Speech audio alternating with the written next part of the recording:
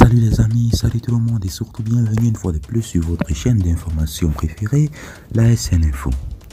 En effet, aujourd'hui, l'on se tape pour cette nouvelle partie d'information pour aller du côté de la République de Côte d'Ivoire où, cependant, le président Alassane Dramane Ouattara est toujours à la manœuvre. Bonsoir et bienvenue à tous.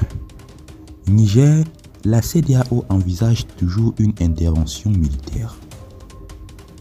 Le commissaire aux affaires politiques de la CEDEAO, Abdel Fafou Mouchas, affirme que la communauté économique des États de l'Afrique de l'Ouest de CEDEAO a seulement suspendu l'examen d'un tel scénario en espérant que les sanctions feront leurs effets. Je ne dirais pas que nous avons renoncé à l'option militaire. Nous l'avons suspendu en attendant que les sanctions donnent des résultats. Et nous avons déjà prévu que ces sanctions ont des conséquences pour la junte, a-t-il déclaré dans une interview à la revue Jeune Afrique que cite TAS. Selon le commissaire, la CEDEAO a indiqué que l'intervention militaire a toujours été celle du dernier recours pour faire pression sur les rebelles. La communauté a recours à des sanctions et a essayé bien sûr d'utiliser des moyens diplomatiques pour parvenir à un consensus. Le Niger est désormais isolé sur le plan international et frappé par des sanctions, a noté Abdel Fatou Mouchas. Au propos bien sûr d'un journaliste selon lequel les sanctions pèsent lourdement sur la population, le représentant de la CEDEAO a répondu qu'on ne fait pas d'omelette sans casser les œufs. La population doit mettre la pression sur la junte, a souligné le politicien.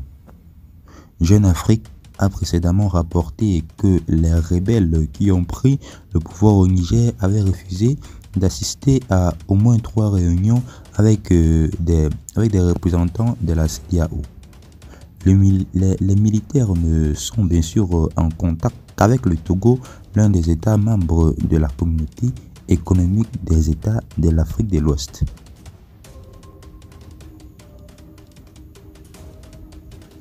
Du côté également de la Côte d'Ivoire, l'on note la fin des courses pour des grands bien sûr assaillants. 2 influents chefs terroristes capturés notamment du côté de la Côte d'Ivoire, le théâtre des opérations.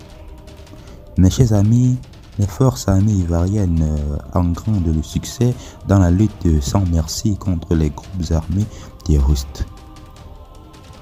Après bien sûr qu'ils aient bien sûr mis en garde Guillaume Soro, nous notons la population qui avait effectué des manifestations de part et d'autre, et suite à cela, chers amis, nous notons que voilà, le président Alassane Dramane Ouattara ne compte cependant pas lâcher l'affaire en ce qui concerne Soro Guillaume Kibafouri.